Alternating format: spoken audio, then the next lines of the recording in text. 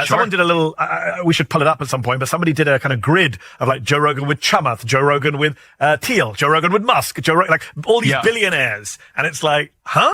Mehdi Hasan recently hosted comedian Gianmarco Soresi on his show to discuss figures like Joe Rogan and Bill Maher, the trend of giving a platform to MAGA supporters and billionaires, and the concept of so-called anti-woke comedy. We're going to delve into these clips from Mehdi Hasan's segment, and I'll share my opinions on the matter too. Let's dive in together. As a comedian, do you feel you can speak honestly? I think that's what comedians should be doing. I think the idea of having presidents on your podcast and political figures running for office, if you want to play that game, that's one thing. If you want to go there and be a journalist, and some of it's like comedians kind of flirting with journalism at the same time that journalists were flirting with comedians, and I say that ironically, we are on a show like that. But then you have to be held to different accounts. If I have a politician on my show, I need to be held to a journalistic standard the same way that if you headline the DC Improv, I would say, where are all the fucking punchlines? Like if we are going to wait, I'm sure you would. But if we're going to wait in each other's territory, we need to also be held to the same. We don't have politicians on the show, right? I do another show in another part of this studio where I grill politicians and I wear a suit and tie. Sure. But on this show, we're having a chat about comedy. But I was you're going right. to say no tie. I was very disappointed. I know. People do get disappointed. That's the problem with this cozying up to these, and suddenly they're being invited to things, and I go, well, then you're not a fucking comedian anymore. You are a propagandist, and you are coming up with these people going to the inauguration. Comedians should be in the back. Joe Rogan was at the inauguration. Joe Rogan, Theo Von. But these are proudly independent media, independent broadcasters. Once you turn up at the inauguration of a president, whether Democratic or Republican, how independent are you? We all know, certainly, and you have to contend with this more than I do, but when you criticize someone publicly, it's harder if you know them. It's harder if you get dinner with them. It's harder if you text them sometimes. And I do not think comedians have the power, the strength to be cozying up, go to the events, drink the wine, hang out, party, go on the jet, and then be honest about their critiques. You've been very critical of what you call the anti-woke comedy movement. Who are they? Joe Rogan is certainly the face of it. But I think a shitload of comedian podcasts have been cozying up. Any comedian who has had and they also pretend to be apolitical, but they're basically platforming the right. Absolutely. And maybe they went into it. Some comedians got burnt by the woke move, by COVID, everyone being online, people getting in trouble for old jokes. Yeah, me too, certainly. And so some of them said, "Oh, here's a new haven for me. Here's a place where it's But now." Now that the thing that was like the rebellious group is the fucking president, you're not punk anymore. You're not cool anymore. That's the fucking principle. And you're like going out there, like talking about how cool the principle is and saying that he believes in free speech when he doesn't. That's where I go. You're no longer a comedian. You have to admit what you are is you work for the state in this particular instance. And that's not a comedian. The jester should occasionally, be scared, or politician should not want to be with a comedian. Michelle Wolf was the last person who, like in a really public setting, it felt like she had the chutzpah to go, I'm going to talk shit, but it's hard. Yeah, and she got everyone turned on her. Everyone turned on her. The media, politicians. But that's how it should be. Yes. The problem is comedians got too rich, too powerful, too famous, and they didn't contend with it. And now we're watching huge comedians like toe the line for the president to go up there and go, hey, he lets you say whatever you want and he gets mad pussy. And you're like, fuck you. That's so disappointing. You're supposed to be out here critiquing those in power. You tweeted, it was a great line, I wrote it down. I love how comedians have gone from, it's a big club and you ain't in it, the George Carlin line, to, I've had the club members on my podcast and they're actually really nice, so everyone should just do what they say. Fucking pathetic. You tweeted, I assume you talked about... Was that before Bill Maher? Did I tweet? I feel like... That was before Bill Maher. That was before Bill Maher, But Rogan, obviously you had Rogan, who is the face of it, as you say. Someone did a little, we should pull it up at some point, but somebody did a kind of grid of like Joe Rogan with Chamath, Joe Rogan with Thiel, Joe Rogan with Musk, like all these billionaires. And it's like, huh? Like, as you say, that's the principle. These are the richest men in the planet. And then you're supposed to be making fun of them. They'll look at Rogan with Bernie and they'll go, look, he kind of agrees with Bernie on this. 10 years ago. And it's like, yeah, I don't think he has a strict political ideology because he never became a politician. He's just a dude, but he's not analyzing himself or asking himself the question of like, how are these people? Sure thing. Let's dive into this. So when it comes down to Joe Rogan, he kind of has this reputation, right? It's definitely nothing groundbreaking. Many folks have pointed this out. Basically, Joe Rogan tends to mirror the views of whoever's sitting across from him at the time. I recently posted a video about when Bernie Sanders was on Rogan's show a while back, and someone mentioned that Joe was totally on board with Bernie. However, if someone with a right-wing perspective followed Bernie as a guest, Joe would likely have nodded along with their views as well. Gianmarco Soresi, and I really hope I'm not mangling his name, highlights an interesting point.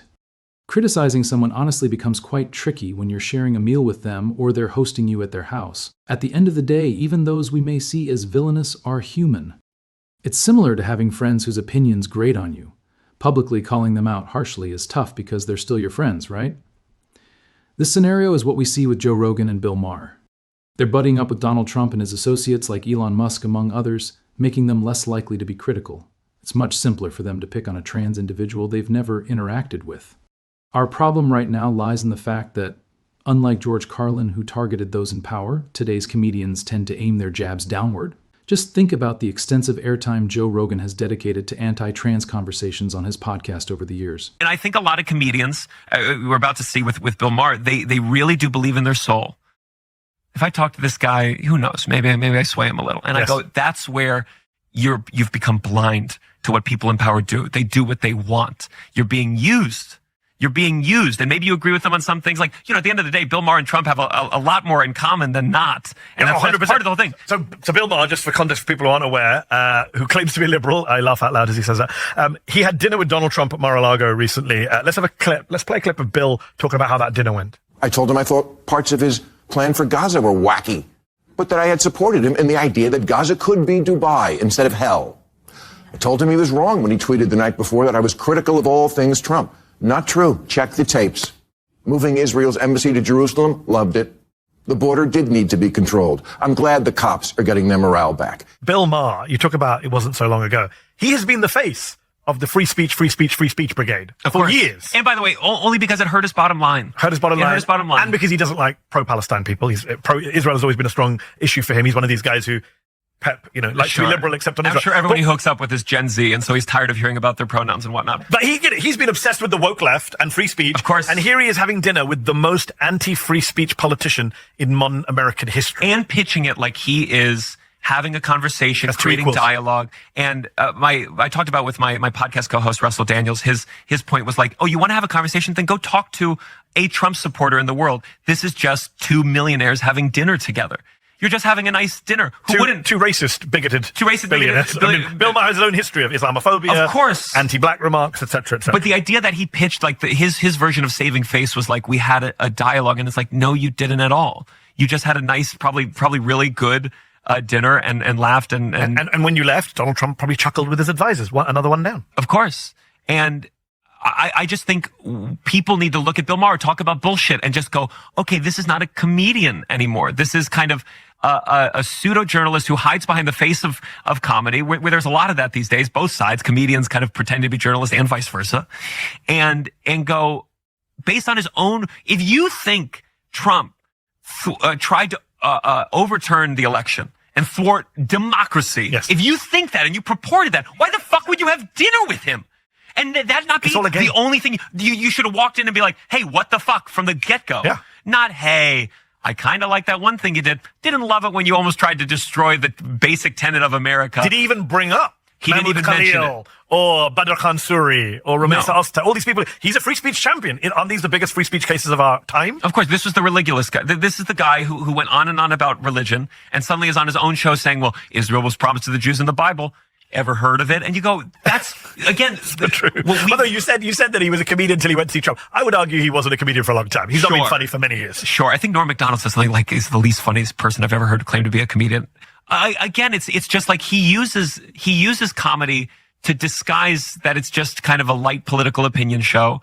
And old school bigotry. And, a lot of people listen to him. That's what's shocking. I don't know how anyone likes that kind of smarminess. A lot of his audience nowadays are kind of right-wingers who say, even Bill Maher, like he plays that role of, even liberal Bill Maher, you'll see that Fox News Daily Mail headline everywhere. And he validates for a lot of quote-unquote centrists and conservatives. But my point is, what is liberal about him these days? Of course. But it's just that he has the memory of a goldfish. And he certainly doesn't. I'm sure he's smarter and manipulative in a way, but people have this memory of a goldfish where it's like, who cares if Trump is nice? Who cares if Trump gives you a free hotel room for a week? Who gives a shit?